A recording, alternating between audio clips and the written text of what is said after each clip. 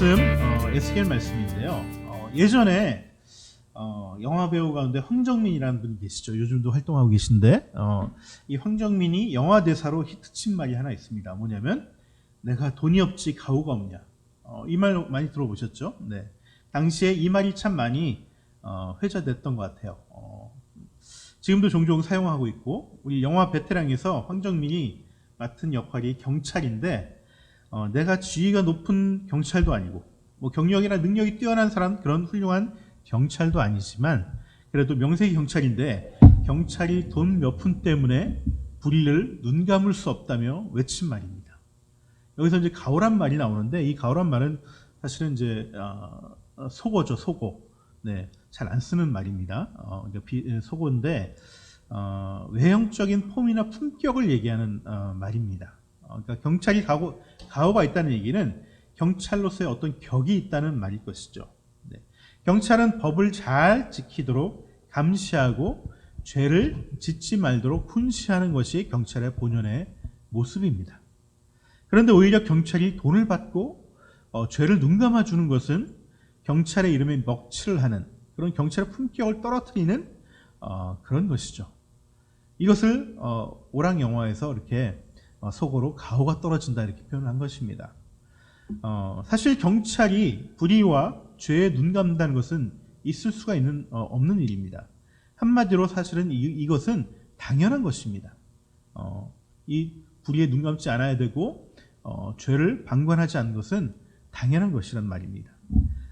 경찰이 죄를 짓지 않는 것은 훌륭한 일이 아니라 당연한 일을 하는 것이죠. 하지만 우리가 살다 보면은 서로 당연한 것을 지키지 않아서 또 사회적으로, 개인적으로 문제가 생기는 것을 많이 보게 됩니다. 대부분의 문제들은 이러한 당연한 것을 지키지 못해서 생기는 경우가 많습니다. 그래서 당연한 것을 지키는 것, 이것이 굉장히 중요합니다.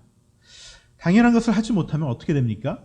서로가 이것 때문에 분노하게 되고 화나게 되고 불화가 생길 수밖에 없는 것이죠. 오늘 본문 말씀을 보면은 하나님도 이스라엘이 당연히 회개해야 할 부분을 회개하지 않아서 굉장히 분노하시는 모습을 볼 수 있어요. 화가 난 모습을 볼 수가 있는 것이죠. 늘 오래 참으시고 사랑과 자비가 많으신 하나님이 이렇게 화를 내시는 이유는 다른 것이 아니라 바로 이런 당연한 것이 지켜지지 않았기 때문에 하나님께서 화를 내시게 되는 것입니다. 우리 21절, 22절을 함께 읽어보겠습니다. 나는 이스라엘 족속이 여러 나라에 흩어져서 가는 곳마다 더럽혀 놓았지만 내 거룩한 이름이 더럽혀지는 것을 그대로 둘 수 없다. 그러므로 너는 이스라엘 족속에게 전하여라. 나 주 하나님이 이렇게 말한다. 이스라엘 족속아, 내가 이렇게 하려고 하는 까닭은 너희들을 생각해서가 아니라 너희가 여러 나라에 흩어져서 가는 곳마다 더럽혀 놓은 내 거룩한 이름을 회복시키려고 해서다.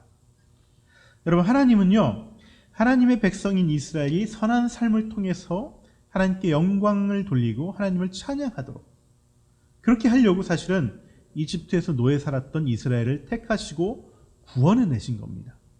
그런데 지금 이스라엘은 하나님께 영광을 돌리기는커녕 오히려 하나님의 이름을 더럽히고 있다는 것이죠. 그래서 하나님께서는 화가 난 것입니다. 여러분, 이 에스겔이 언제 쓰였는지를 보시면은 이 하나님의 마음이 더욱더 이해가 됩니다.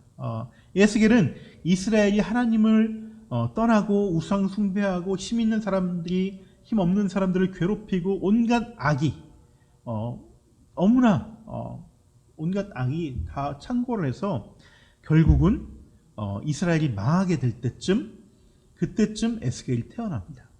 그리고 원래 이스라엘이 망하지 않았으면 이 사람은, 에스겔은 제사장 가문에 태어났기 때문에 계속해서 제사장 일을 했던 사람들이 해야 할 사람입니다.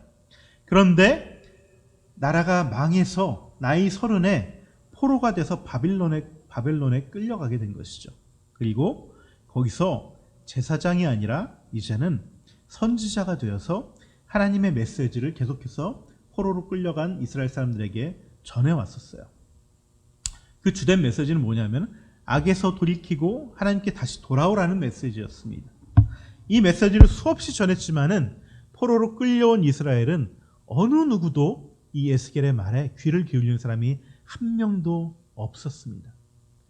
그렇게 포로로 끌려와서도 여전히 회개하지 않고 하나님 앞에서 죄악된 모습을 버리지 않았던 것입니다.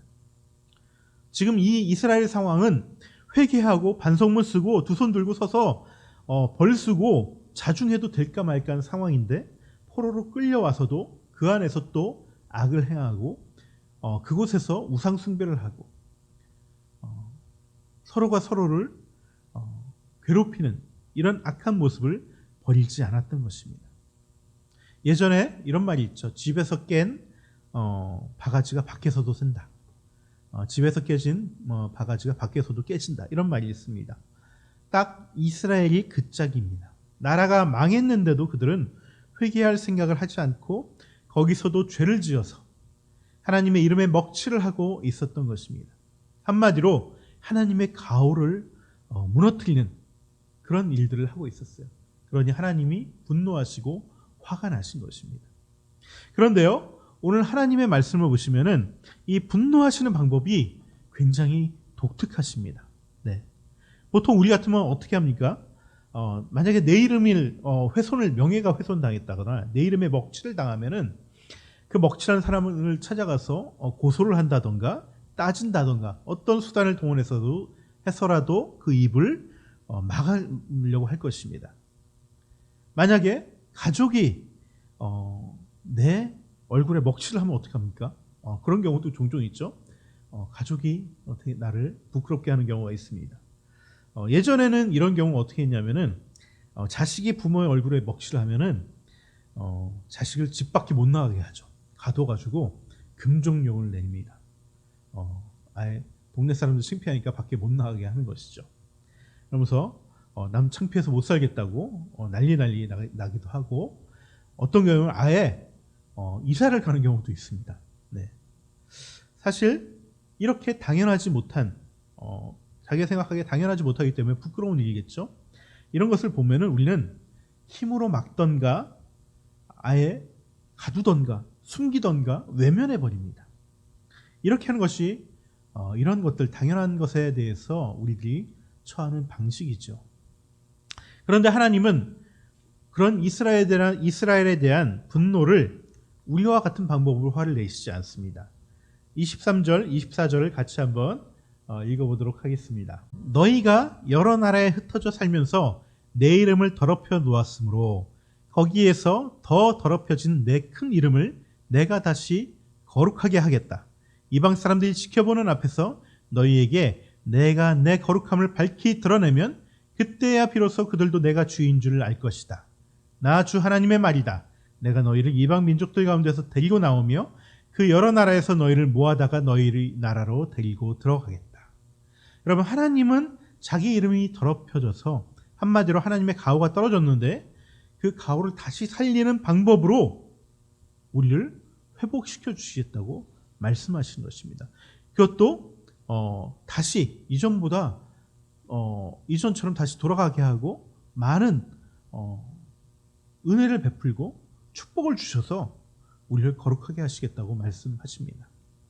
여러분, 예전에 이집트에서 노예 살던 이스라엘을 구원하셨던 것처럼 다시 포로 생활에서 구출해서 원래대로 집에 돌아갈 수 있게 해주시겠다는 것입니다. 너희들이 죄를 짓고 언약을 깨뜨려서 내 이름을 더럽혔지만 너희들 다시 언약이 깨지기 전 상태로 돌려놓아서 내가 내 이름을 거룩하게 하겠다. 이렇게 말씀하십니다. 여러분, 이것이 바로 하나님의 방법입니다. 하나님이 우리를 향해 분노하시는 방법입니다. 그러면서 이렇게 말씀하시죠. 너희들이 이뻐서 너희들이 잘해서 구원해 주는 게 아니라 내 이름이 더럽혀지는 것을 원치 않아서 내 이름을 다시 격을 높이기 위해서, 거룩하시고 존엄하신 하나님의 이름의 영광을 되찾기 위해서 너희들을 회복시켜 주시겠다는 것입니다. 여러분, 좀 이상하지요? 좀 이상합니다. 지금 이스라엘은 한두 번 악을 저지른 것도 아니고 수없이 저질러서 언약이 깨지는 상태가 되었는데, 그래서 징계받고 있는 상황인데도 또다시 하나님의 이름을 더럽히고 있는 그런 상황인데, 하나님은 오히려 자신의 이름이 거룩해지기 위해서 그런 이스라엘을 회복시켜 주겠다고 말씀하신 것이죠. 우리들의 상식으로는 도저히 이해가 될 수가 없습니다. 왜 이렇게 하나님께서는 이런 방법을 쓰실까요? 그 이유는요, 바로 이게 하나님의 거룩이기 때문에 그렇습니다. 이렇게 악한 자에게 심판을 드러내지 않고 들이대지 않고 오히려 길을 열어주시고 거룩으로 회복시키는 것이 바로 하나님의 거룩이라는 것이에요. 겉으로는 너희들 이뻐서 그런 게 아니고 나의 이름이 거룩하게 하기 위해서 이렇게 회복시켜 주시는 것이라고 하지만, 그렇게 악한 자를 심판하지 않고 정죄하지 않고 분노하지 않고 오히려 회복시키시는 것, 이것이 바로 하나님이 추구하시는, 하나님이 가지고 계시는 그 거룩의 속성이라는 것입니다. 하나님이 자기의 이름을 거룩하게 하기 위해서 하나님은 이렇게 하나님을 이름을 더럽히는 이스라엘을 회복시켜 주신다는 것입니다. 여러분, 이것이 바로 하나님의 거룩함입니다. 이것이 하나님의 사랑입니다. 우리는 이러한 하나님을 찬양하지 않을 수가 없습니다. 여러분, 우리가 생각하는 거룩은 무엇입니까? 내가 남보다 흠이 없고 잘난 면이 있고 좀 착한 일 많이 하고 내가 다른 사람보다 좀 양심적으로 살면은 내가 거룩해 보이지 않습니까? 그런 마음이 들지 않습니까? 그러면 어떤 마음이 들어요? 남을 심판하게 되죠. 겉으로 심판하지 않더라도 속으로 남을 정죄할 때가 많이 있습니다. 왜? 저렇게 살아가는 모습들이 도저히 이해가 되지 않는 거예요. 이런 당연한 것을 하지 않는 모습들이 이해가 되지 않는 것입니다. 어떻게 그럴 수 있냐고 험담하고 하소연하고 뒤에서 수군수군 되는 것이죠. 이런 것이 당연한 것인데, 이렇게 하는 것이 맞는 것인데, 이 당연한 것을 하지 않는다고 우리는 그들을 판단할 때가 많다는 것입니다. 그래서 어떻게 합니까? 나는 저런 사람들하고 도저히 같이 있을 수 없다고 절규하거나 안 보거나 창피해하고 부끄럽게 여긴다는 것입니다. 여러분, 이러한 모습은 진정한 거룩이 아닙니다. 진정한 거룩은 그러한 사람들, 당연한 것을 하지 않는 사람들을 내가 품어내는 것이 진정한 거룩입니다. 나에게는 너무나 당연해서 마땅히 이렇게 해야 되는데 상대방은 이 당연한 것에 대해서 개념이 없을 때가 많이 있어요. 그럴 때 그 사람을 정죄하지 않고 품어주는 것이 바로 거룩이라는 것이에요. 사람마다 어떤 부분에 있어서는 미숙한 부분이 있고 능숙한 부분이 있습니다. 각자 능숙한 부분에 있어서는 상대방의 미숙한 부분들을 품어주는 것이 바로 하나님의 거룩입니다. 지난주에 제 아내하고 부부의 관계에 대해서 얘기를 하다가 이 부부관계의 문제들이 대부분 남자들 때문에 많이 생기는 경우가 있다는 생각을 했어요. 그런 얘기를 했습니다. 그런데 이 책임은 여자들에게 있다는 어떤 결론을 내렸습니다. 뭐냐면은 이게 모든 경우에 다 똑같은 경우는 아닙니다. 대부분 가정생활에서 관계에서 남자들이 미숙합니다. 그래서 어린 나이처럼 철부지처럼 가족들을 대할 때가 많이 있죠. 그래서 대부분의 우리 어머니들은 남편을 아들 하나 더 키운다는 생각을 하고 키우는 경우가 많습니다. 그런데 여기서 좀 더 능숙한 아내가 이런 미숙한 남편을 사실은 품어줘야 되는 것이에요. 왜냐하면은 여자들은 이런 부분에 있어서 좀 더 물론 다 그렇진 않지만은 좀 더 능숙하고 좀 더 당연하게 여기고 이것들을 한다는 것이죠. 여자가 더 남자들을 품고 보듬어야지 남자가 정신 차리고 철들고 제대로 살 수가 있다는 것입니다. 네. 그래서 대부분 남자는 여자하기 나름이라고 얘기를 합니다. 네. 이런 것처럼 이게 진짜 가정에서의 거룩이에요. 가정에서의 거룩. 부모가 자식한테도 마찬가지고 자식이 부모한테도 마찬가지입니다.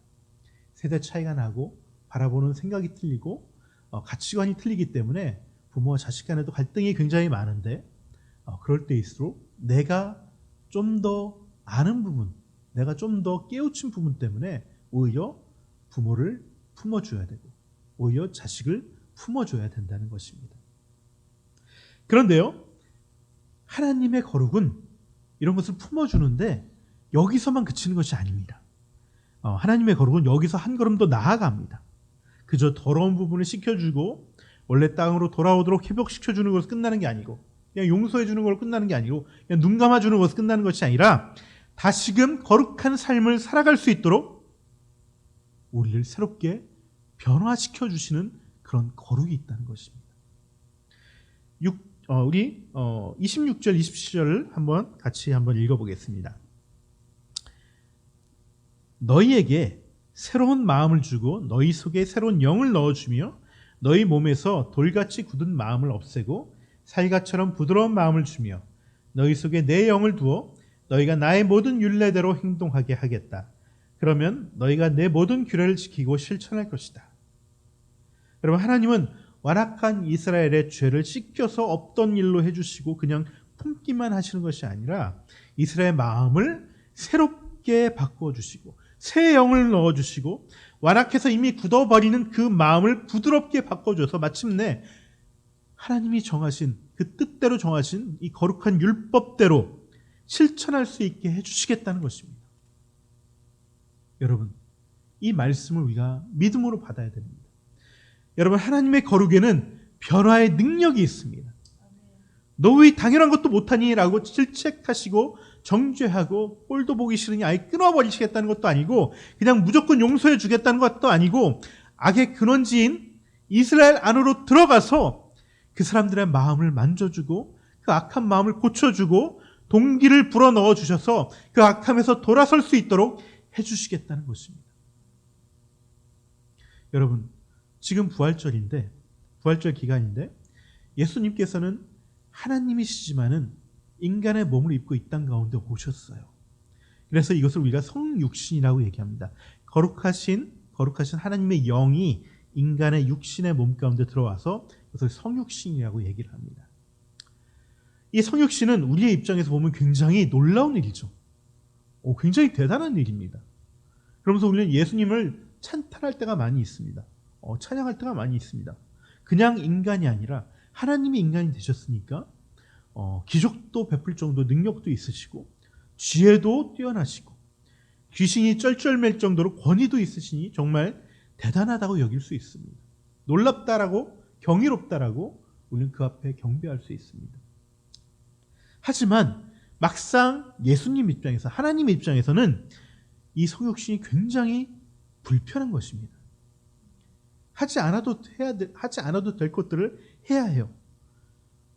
하나님은 졸지도 주무시지도 않으신 분인데 육신을 입다 보니까 피곤해서 잠도 자야 되고 배고프면 밥도 먹어야 되고 화장실도 가야 되고 영으로 있을 때는 어느 곳이든지 마음대로 순식간에 가 계시고 어느 곳에서든지 하나님께서 계시지만은 어딜 가려면 어떡합니까? 일찍 일어나서 부지런히 걸어가야 됩니다.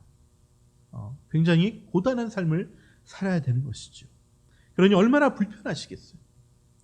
게다가 죄가 없으심에도 불구하고 고난도 당해야 되고 힘없이 죽임까지 당해야 하니 얼마나 어렵겠습니까?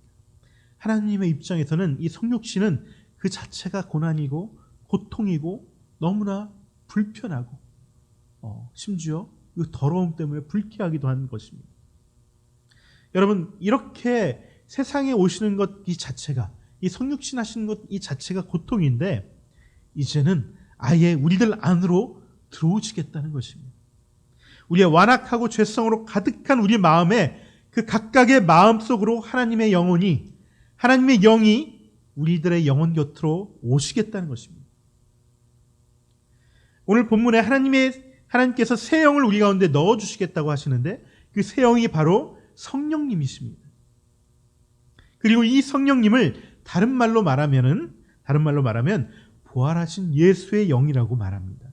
부활하신 예수님께서 모든 사람과 동시에 함께 하실 수 없기 때문에 우리와 영원히 함께 하시기 위해서는 어떻게 해야 됩니까? 영으로서 오실 수밖에 없는 것이죠. 그래서 부활하신 예수의 영이, 그 성령님이 우리 가운데 들어오시겠다는 것입니다. 여러분, 이렇게 우리 가운데 들어오시면 그 성령님께서는 편하실까요? 저는 아니라고 생각합니다. 우리는 우리 안에 들어오신 성령님을 마음의 중심에 모시지 못할 때가 너무나 많습니다. 심지어 구석으로 몰아버릴 때가 너무나 많습니다. 아예 없는 채 할 때도 있고 못 본 채 할 때도 있고 심지어 원망하고 증오할 때도 있습니다. 우리의 온갖 악한 마음으로 성령님을 우겨싸서 성령님이 소멸하게끔 하는 경우도 있습니다. 심지어 그렇게 예수님께서 성령님으로 우리 가운데 찾아오시는 순간 예수님은 또다시 날마다 우리 안에서 나라는 십자가를 지고 계시는 것입니다. 이것이 얼마나 고통스러우시겠습니까? 그럼에도 불구하고 우리 안에 오시는 이유가 무엇이겠습니까? 그분의 거룩함이 그냥 우리를 가만두실 수 없기 때문에 그런 것입니다. 하나님의 거룩이 우리가 죄악 가운데 완악해져가는 모습을 그냥 나 몰라라, 너가 잘못한 것이니까 너가 알아서 고쳐라, 그렇게 내버려 두실 수 없기 때문에 그렇습니다. 그리고 그 거룩함에는 능력이 있기 때문에 우리를 변화시켜 내시는 것입니다. 그 성령님은 죽음을 이기시고 부활하신 예수의 영이시기 때문에 죄와 죽음을 이겨낸 그 권세가 있으십니다. 그 능력과 권세가 결국 우리를 변화시켜 내실 것입니다. 여러분, 지난 시간에 제가 죄와 죽음을 이기고 부활하신 예수님의 부활을 믿냐고 우리가 물어봤습니다. 여러분, 예수님의 부활을 믿는다는 것은 부활하신 예수의 영이 우리 가운데 들어오셔서 우리를 변화시켜 내신다는 것을 믿는 것입니다. 이 믿음을 가지시길 바랍니다. 여러분, 내가 이렇게 변화될 수 있을까요? 라고 의심하지 마십시오. 할 수 있습니다. 그 이유는 여러분이 할 수 있어서가 아니라 하나님이 하시겠다고 말씀하시기 때문입니다. 오늘 본문을 보시면 모든 주어가 다 하나님이십니다. 하나님이 이렇게 하겠다, 내가 이렇게 하겠다, 너희를 불러 모아서 회복시키겠다, 다 시켜서 거룩하게 하겠다, 새 마음을 주겠다, 새 영을 주겠다. 이 모든 하겠다의 주체가, 그 문장의 주어가 다 하나님이십니다. 여러분, 하나님은 말씀으로 온 세상을 창조하신 분이십니다. 말씀으로 온 세상을 창조하신 분이 그 말씀으로 우리를 변화시키시겠다고 하시는데 왜 믿지 못하겠습니까? 우리는 결코 기필코 하나님께서는 우리를 변화시켜 내실 것입니다. 나뿐만 아니라 절대로 변할 수 없을 것 같은 바로 그 사람도, 지금 생각나는 바로 그 사람도 변화시켜 내실 것입니다. 하지만 여기에는 조건이 있습니다. 바로 우리의 반응이 필요하다는 것이죠. 어떤 반응이겠습니까? 우리 31절 같이 한번, 32절을 같이 한번 읽어보겠습니다. 네. 31절, 그때 너희가 너희의 악한 생활과 좋지 못했던 행실을 기억하고 너희의 온갖 악과 역겨운 일들 때문에 너희 자신을 미워하게 될 것이다. 내가 이렇게 하는 것은 너희 때문이 아니라는 것을 너희가 알아야 한다. 나 주 하나님의 말이다. 이스라엘 족속아, 너희의 행실을 부끄러워하고 수치스러울 줄 알아라. 여러분, 우리가 우리의 스스로 우리의 죄를 부끄러워하고 우리의 행실을 부끄러워할 때 우리가 하나님의 거룩으로, 그 하나님의 거룩의 능력으로 우리가 변화될 것입니다. 하지만 좀 더 이것을 정확히 말씀드리면은 이렇게 죄를 수치스럽게 여기고 부끄러워하는 것조차도 하나님께서 우리를 그렇게 만드신다는 것입니다. 내가 너희에게 너희 마음에 새 영을 부어줄 때, 너희가 축복을 받을 때, 그 돌아간 회복된 땅에서 그 많은 축복을 받을 때 우리 스스로 내가 그 은혜 때문에 부끄러운 존재임을 알게 된다고 말씀하십니다. 여러분, 내가 나를 돌아보는 것조차도 하나님의 거룩하심으로 인해서, 그 은혜로 인해서, 그 능력으로 인해서 스스로 반응하여 하나님께 나아가게 만드신다는 것입니다. 여러분, 이 하나님의 거룩의 능력은 하나님이 우리에게 행하시는, 우리를 다스리시는 원리이시기도 하지만은 우리가 서로가 서로에게 행하는 원리이기도 돼야 되는 것입니다. 원리가 돼야 되는 것입니다. 누군가를 변화시키고 싶으십니까? 먼저 그 사람을 품어주셔야 됩니다. 용서하시고 거기 한 걸음 더 나아가서 그 사람의 마음을 새롭게 하기 위해서 그의 마음 속으로 들어가셔야 된다는 것입니다. 나를 거부하더라도, 나를 핍박하고 괴롭게 하더라도, 나를 반대하더라도 그 십자가를 지고 들어가서 그 마음을 만져줘야 됩니다. 마치 지금도 우리 가운데 오셔서 내 마음의 온갖 더러운 것과 악한 것들을 씻겨주시고 만져주시는 성령님처럼 말입니다. 이 하나님의 거룩이 나를 변화시키고 내 주변을 변화시켜 나가는 것입니다. 오늘 말씀을 정리하겠습니다. 여러분, 당연한 것이 지켜지지 않을 때 세상은 분노합니다. 우리는 화가 납니다. 우리가 분노하고 상대방이 분노합니다. 그리고 하나님도 분노하십니다.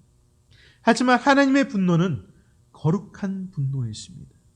그 하나님의 거룩하신 분노가 오히려 우리를 용서하시고 우리를 죄 없다 하시고 우리를 회복시키십니다.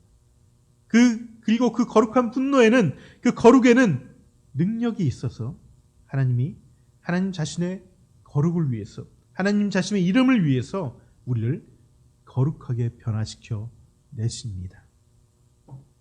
여러분, 부활하신 예수의 영이신 성령님을 우리 속에 넣어주심으로 우리를 변화시켜 내신다고 예수님께서, 하나님께서 말씀하십니다. 이 하나님의 거룩을 마음껏 우리가 할 수 있는 것은 마음껏 찬양하고 그 하나님의 거룩을 믿음으로 받아들이는 것뿐입니다. 그럴 때 여러분이 변화되실 것이고 여러분 주위의 사람도 변화될 것입니다. 오늘 부활절 2주 부활의 능력을 묵상하는 한 주가 됐으면 좋겠습니다. 부활의 능력은 성부와 성자와 그 성부와 성자의 거룩함으로 말미암아 죄와 죽음을 이기신 능력입니다. 그리고 우리 안에 오셔서 우리를 변화시키는 거룩의 능력입니다.